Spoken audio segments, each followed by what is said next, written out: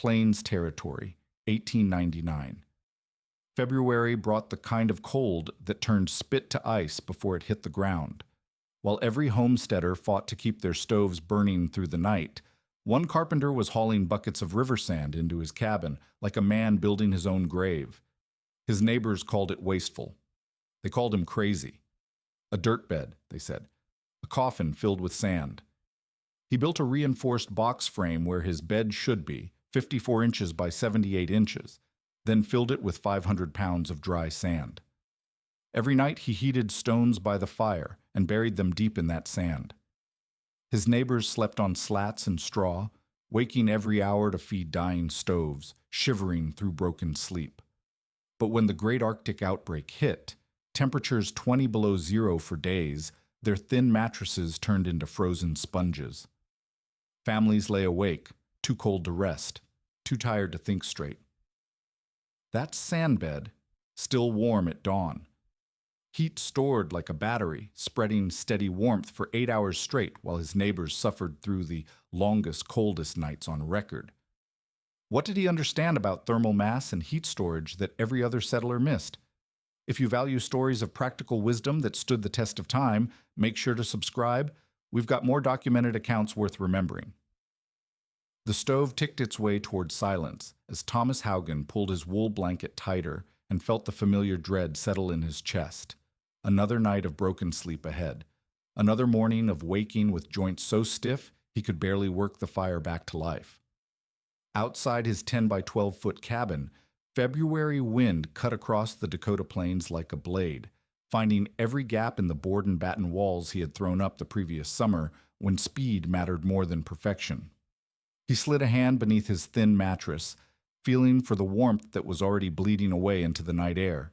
The rope bed frame beneath offered nothing but empty space where cold could gather and steal what little heat the day's fire had provided.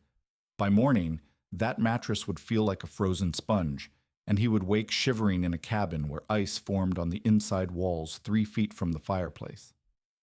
This was the nightly reality for homesteaders across the territory.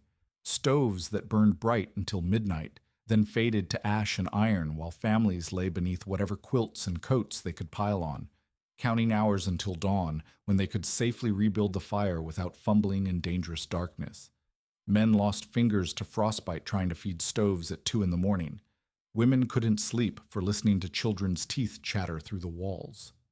Thomas had been thinking about the problem for weeks, ever since he had helped bury old Henrik Olsen, who had frozen to death in his own bed when his stove went cold, and he was too weak to rise and restart it.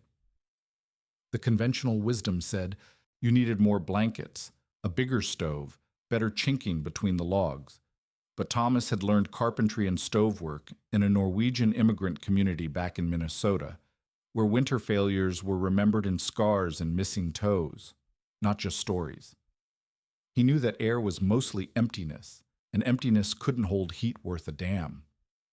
The idea came to him gradually, built from fragments of old country knowledge his grandmother had carried across the Atlantic.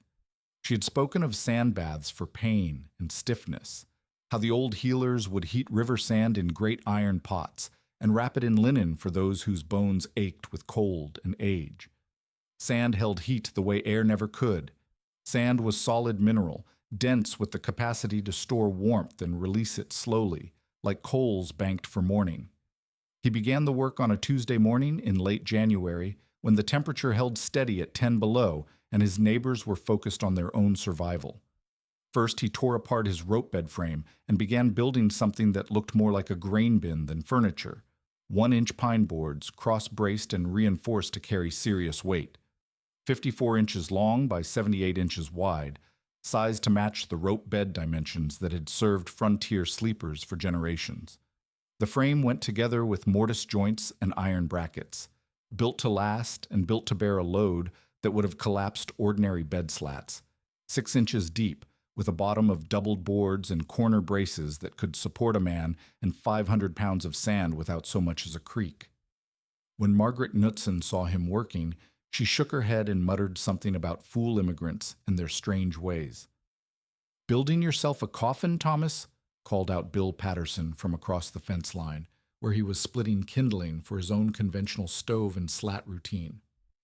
If it's a coffin, Thomas replied without looking up from his work, it'll be the warmest one in the county. The real labor began when he started hauling sand.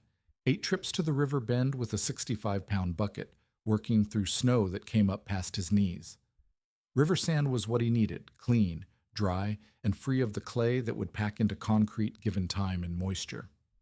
Each bucket represented a piece of his heat storage system, mineral mass that would hold warmth the way his thin mattress never could. By the time he finished loading the bed box, neighbors had gathered to witness what they considered a spectacle of wasted effort. 500 pounds of sand spread 3 to 4 inches deep across the entire sleeping surface, creating a thermal mass that most of them dismissed as the peculiar obsession of a man who clearly didn't understand American ways. Sleeping in a dirt box, Margaret observed, arms crossed against the cold. Sand ain't dirt, Thomas said, smoothing the surface with a piece of board. Dirt's got life in it. This is just mineral. Clean. Mineral that holds heat. The charging system was the final piece of the puzzle. 2 smooth river stones, each weighing 4 to 6 pounds, selected for their density and lack of cracks that might split under heat. Every evening he placed them near the coals for 30 to 45 minutes, letting them absorb the fire's energy until they were almost too hot to handle with leather gloves. Then came the careful work of bedding them into shallow pockets in the sand, 2 inches deep, where the mineral mass could spread their heat across the entire sleeping area without creating dangerous hot spots. The first night, Thomas lowered himself onto the canvas. Ticking, he had stretched across the sand and felt something he hadn't experienced since leaving his childhood home in Minnesota. Warmth that seemed to rise from below, steady and sustainable, like lying on ground that had soaked up a full day of summer sun. Not the sharp heat of a stove that would fade within minutes, but stored energy that promised to last through the dark hours ahead. Outside, the wind picked up and the temperature dropped toward 20 below. Inside, Thomas Haugen pulled his blanket over his shoulders and settled into sleep on a bed that would hold its warmth until morning, while his neighbors prepared for another night of broken rest and midnight trips to dying fires. The morning after his first night on the sandbed, Thomas woke without the familiar shock of cold sheets and stiff joints. His neighbors would spend the next hour coaxing life back into their fingers and working the kinks from muscles that had tensed against the cold all night.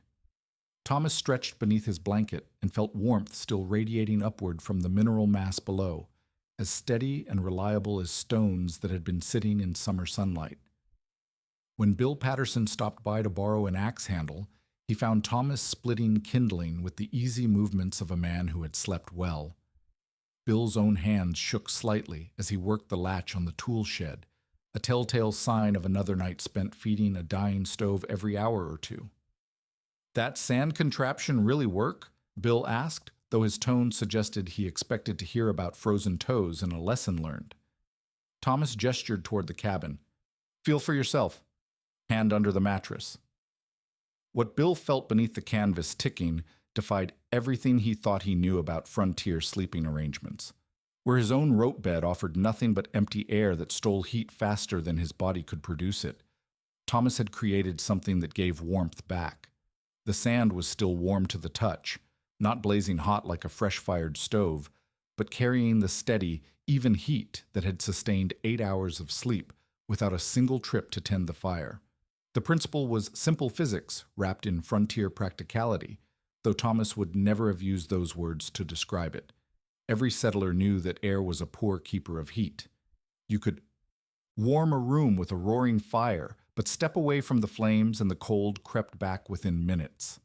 Air was mostly emptiness, and emptiness had no capacity to store the energy that coal and wood released. This was why midnight stove feeding had become the rhythm of winter survival across the territory. Sand was different. 500 pounds of river mineral packed into the space beneath Thomas's sleeping area represented thermal mass on a scale that no conventional bed could match.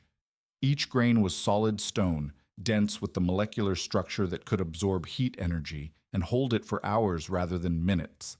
When he buried those heated stones into carefully prepared pockets, the sand became a storage battery for the fire's energy, spreading warmth across 30 square feet of sleeping surface with the patience of geological time. The charging routine had evolved through trial and error during those first weeks of January testing.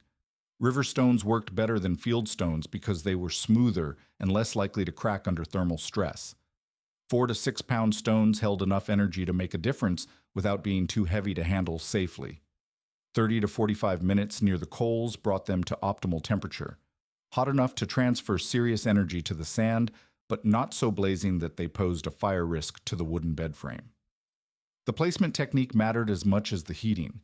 Stones went into shallow depressions 2 inches below the sand surface, never directly against wood or canvas. The mineral buffer prevented dangerous hotspots while allowing the stored energy to spread through natural conduction. Thomas had learned this the hard way during his first attempt, when a stone placed too close to the surface had scorched his canvas ticking and filled the cabin with the smell of burning fabric. Temperature measurements told the story in numbers that even skeptical neighbors could understand. Bill Patterson's conventional rope bed lost body heat so fast that his mattress felt cold to the touch within 20 minutes of lying down. Thomas's sand bed held warmth for 8 to 10 hours, providing measurable comfort that translated into unbroken sleep and morning energy that made the difference between surviving winter and thriving through it. The firewood savings were equally impressive. While his neighbors burned 4 to 5 logs through the night, feeding stoves every 60 to 90 minutes to maintain minimal heat, Thomas could bank his fire after the evening stone charging session and wake to coals that were still alive but didn't require constant attention. The sand bed allowed him to shift from reactive heating, constantly fighting the cold, to strategic energy storage that worked while he slept. Safety had been his primary concern during the design phase. Wet stones could crack or even explode when heated, sending dangerous fragments across the cabin. Thomas selected only stones that had spent weeks drying near his stove, testing each one by tapping with a hammer to listen for the solid ring that indicated internal soundness. The sand itself provided multiple layers of protection, burying the heat sources deep enough to prevent accidental contact while allowing steady thermal transfer. The system's elegance lay in its use of materials that cost nothing but labor. River sand was free for the hauling. Smooth stones could be selected from any creek bed. The only cash expense had been the extra lumber and hardware to build a bed frame strong enough to support the thermal mass, and even that had come from boards he might have used for other winter projects.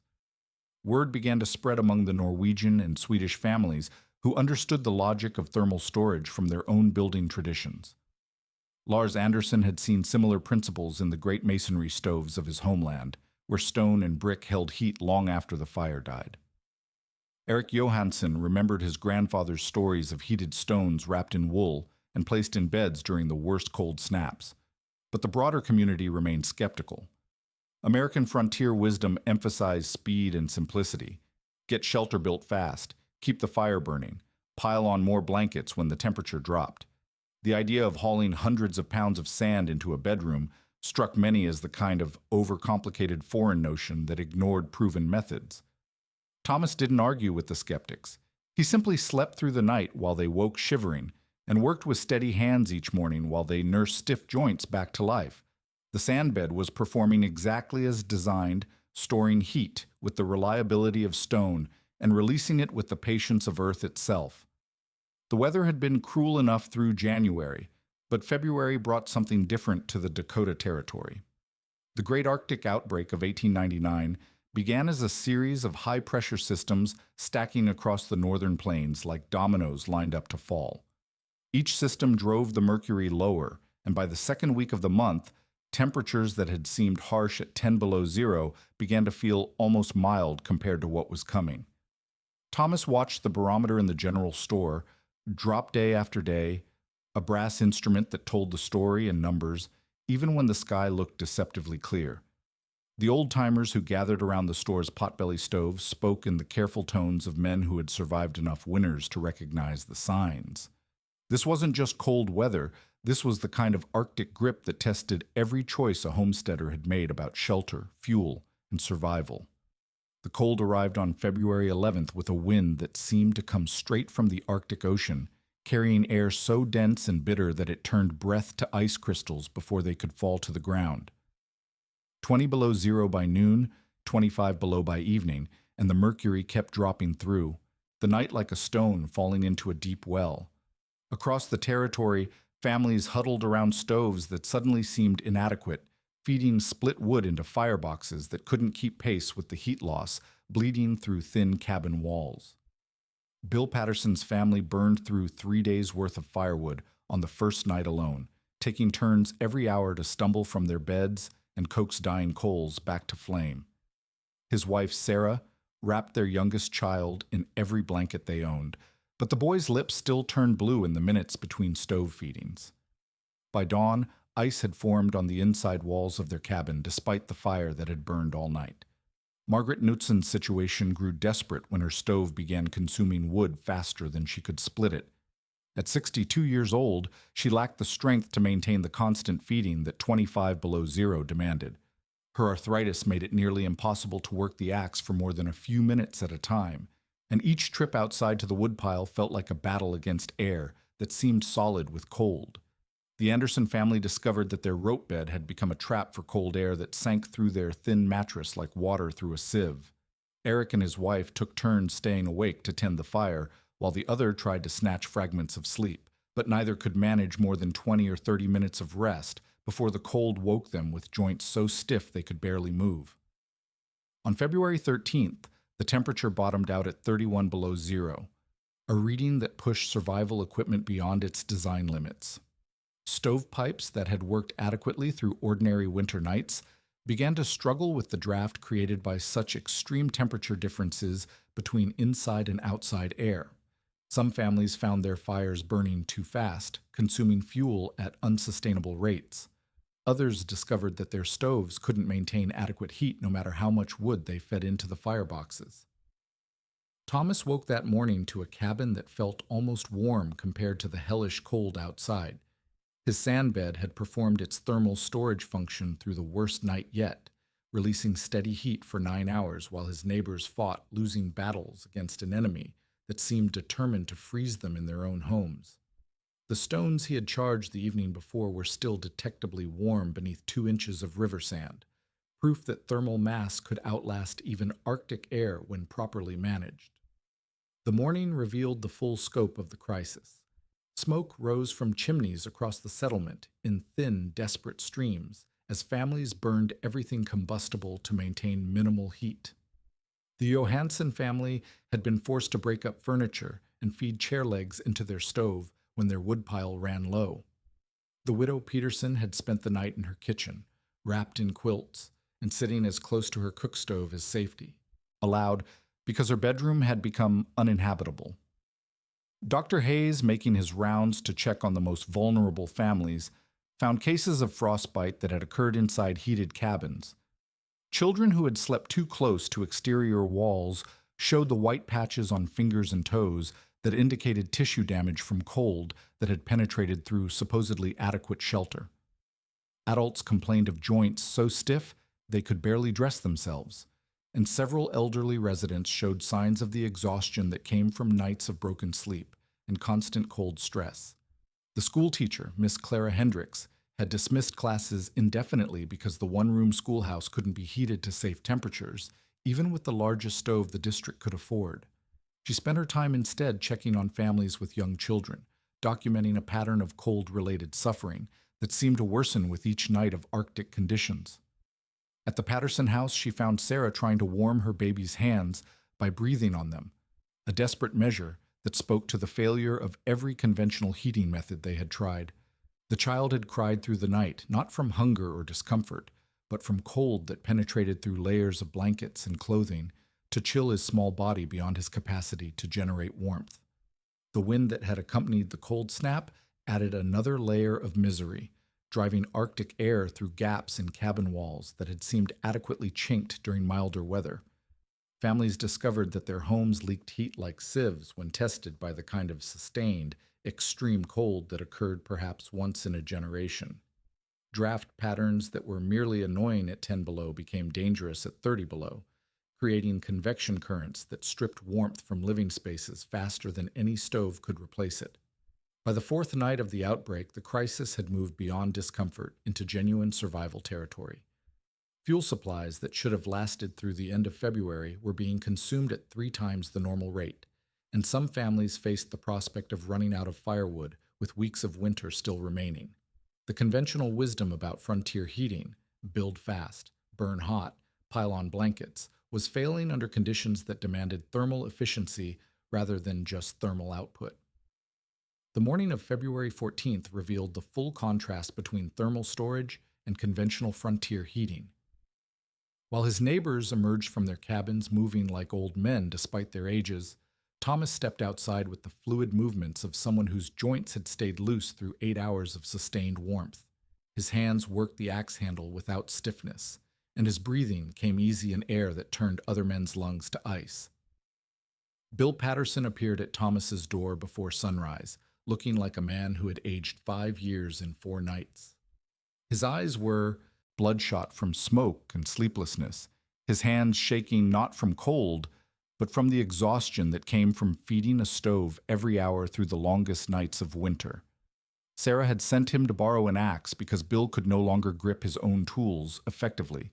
The muscles in his hands cramped from repeated exposure to temperatures that should never exist inside a heated home. "That sand bed," Bill said without preamble. "I need to see how it works." Thomas led him inside and pulled back the canvas ticking. Bill placed his palm against the sand surface and felt warmth that defied everything he thought he knew about heat and time. The mineral mass was still comfortably warm after 9 hours, not blazing hot, but carrying the steady thermal energy that had sustained Thomas through the worst cold snap in recorded territory history. "It's still warm," Bill said, more to himself than to Thomas. 30 square feet of thermal battery," Thomas replied. 500 pounds of river sand holding heat like a banked fire, but safer and longer lasting. The demonstration that followed changed everything. Thomas showed Bill the stone charging technique, 2 river rocks heated for 35 minutes near the coals until they were almost too hot to handle with leather gloves. The careful placement in sand pockets 2 inches deep, where the thermal mass could absorb and distribute the stored energy without creating dangerous hotspots. The way the sand spread heat across the entire sleeping surface like a slow, underground river of warmth.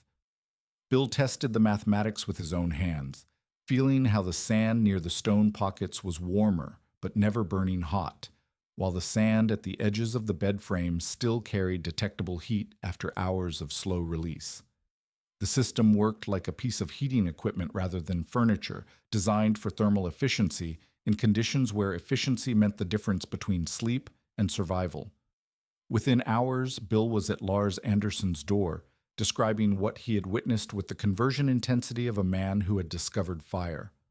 Lars, who had been burning furniture to keep his family from freezing, listened with the attention of someone whose fuel supply would run out within days if the cold continued. By afternoon, both men were at the river bend, hauling buckets of sand through snow that had drifted to waist-deep in places.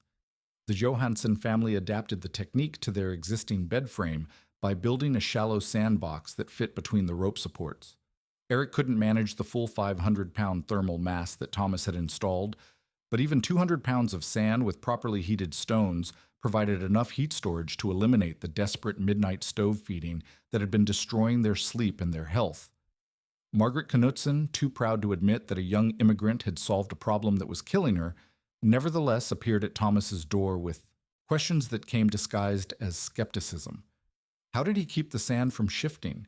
What prevented the stones from cracking? How much firewood did the charging process consume compared to all-night stove feeding? Her interrogation was thorough enough that Thomas realized she was planning her own installation. The widow Peterson took a different approach, asking Thomas to build a portable version using a wooden box that could be heated with soapstone warmers and carried to her bed each night. The principle was the same, thermal mass storage and slow release, but scaled to match her strength and living situation. Thomas spent an afternoon crafting a sand-filled box 18 inches by 24 inches that could hold 2 heated stones and provide localized warmth for her feet and lower legs through the night. Dr. Hayes made Thomas's cabin his first stop during morning rounds, not because Thomas needed medical attention, but because the sand bed had created the only consistently heated sleeping space in the settlement. Hayes used Thomas's cabin as a warming station for his own hands and medical instruments, and as proof that frontier families didn't have to accept frostbite and exhaustion as inevitable consequences of extreme weather. Miss Clara Hendricks documented the transformation with the careful observations of an educated woman who understood that she was witnessing something historically significant. Families that had been deteriorating night by night under the stress of broken sleep and constant cold were recovering their strength and functionality within 24 hours of installing sand beds or portable thermal mass systems. The school teacher's notes captured the measurable differences. Children who had been lethargic and prone to frostbite were playing normally again once their families could maintain warm sleeping areas. Adults who had been making dangerous mistakes due to sleep deprivation, leaving stove doors open, mishandling hot coals, forgetting to secure cabin doors against the wind, regained their mental clarity once they could sleep through the night without interruption. The community's initial mockery transformed into urgent imitation as the cold wave extended beyond what anyone had experienced before. Farmers who had dismissed the sandbed as immigrant foolishness were hauling river sand to their own cabins. Women who had laughed about dirt beds were sewing canvas covers for their own thermal mass installations. Children who had giggled about Thomas sleeping in a sandbox were helping their fathers heat stones and charge sand batteries each evening. The physics of thermal storage became frontier common sense within a week. Sand held heat longer than air. Mass stored energy more effectively than emptiness. Heated stones could transfer their energy to mineral mass that would release it slowly and safely through the night. These weren't complex engineering principles. They were practical truths that families could test with their own hands and prove with their own sleep patterns. By February 20th, when the Arctic outbreak finally began to weaken, nearly half the families in the settlement had implemented some version of Thomas's thermal storage system. The sandbed had evolved from a single man's experiment into a community survival technology, proof that innovation often emerged not from formal education, but from practical necessity combined with traditional knowledge and the willingness to test unconventional solutions under extreme conditions. The morning Thomas woke to find the temperature had risen to only 15 below zero, practically balmy after a week of Arctic hell. His neighbors were still sleeping soundly on their sandbeds, finally getting the rest that would allow them to rebuild their strength and their fuel supplies for whatever remained of winter. Thomas never claimed credit for saving the settlement, though Dr. Hayes privately estimated that the thermal storage beds had prevented at least 3 deaths from cold-related exhaustion and possibly more cases of severe frostbite among children and elderly residents. Instead, Thomas focused on teaching the technique to anyone willing to learn, sharing the practical knowledge that had emerged from trial and error during the worst winter anyone could remember. The teaching sessions took place in his own cabin, where families could see the sandbed in operation and understand the construction details that made the difference between success and dangerous failure. Thomas showed them how to select stones, smooth river rocks without cracks, tested by tapping with a hammer until you heard the solid ring that indicated internal soundness. Wet stones could explode when heated, sending dangerous fragments across a bedroom, but properly dried stones would hold heat for hours without risk. The frame construction mattered as much as the stones. 1-inch pine boards with mortise joints and iron corner brackets, built to support 500 pounds of sand plus the weight of sleepers without sagging or separating. Thomas had learned through early mistakes that ordinary bed slats would bow under thermal mass loading, creating dangerous stress points where the frame could fail catastrophically. Sand selection required judgment that came from experience. River sand worked best because it was clean and free-draining, without the clay content that would pack into concrete when dampened by condensation from heated stones. Creek sand was acceptable if properly dried, but field sand often contained too much organic matter that would decay and create odors when warmed repeatedly over months of use. The Anderson family developed the first major variation, building a smaller thermal mass system that used only 200 pounds of sand but incorporated a more sophisticated stone charging routine. Lars had experimented with heating 4 stones simultaneously, which allowed him to maintain more consistent temperatures across the sandbed throughout the night. His system used less wood for charging but required more careful timing and handling. Margaret Knudsen created what became known as the widow's version, a portable sandbox that could be heated with soapstone warmers and moved to different beds as needed. Her innovation solved the problem of thermal mass storage for elderly residents who lacked the strength to build full-scale sand beds or handle heated river stones safely. The portable system used only 50 pounds of sand but could still provide localized warmth for 8 to 10 hours.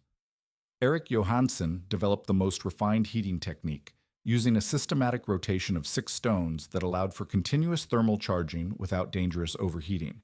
His method involved keeping 2 stones at the fire, 2 stones cooling in sand pockets, and 2 stones at room temperature waiting for the next heating cycle. The rotation ensured optimal heat transfer while minimizing the risk of thermal shock that could crack stones or create dangerous hotspots. The school teacher documented the spread of thermal storage technology through her correspondence with the Territorial Education Office, describing how traditional European building knowledge had been adapted to American frontier conditions. Ms. Hendricks noted that the sandbed principle reflected heating strategies that appeared in various forms across cold climate cultures: heated brick systems in New England, banked earth floors in Scandinavian homes, and thermal mass construction in German immigrant communities. By March, variations of the sandbed had appeared in settlements as far as 50 miles away, carried by travelers who had witnessed the technology during the February cold snap. Each community adapted the basic principle to local materials and conditions. Some used fieldstone instead of river rocks. Others substituted sawdust or wood chips for sand where clean mineral mass was difficult to obtain. The core concept, thermal storage and slow release, remained constant while the specific implementation evolved to match available resources. The technique proved particularly valuable for families with limited fuel supplies. Bill Patterson calculated that his sand bed reduced nighttime wood consumption by 60%, allowing him to maintain comfortable sleeping temperatures while preserving firewood for cooking and daytime heating.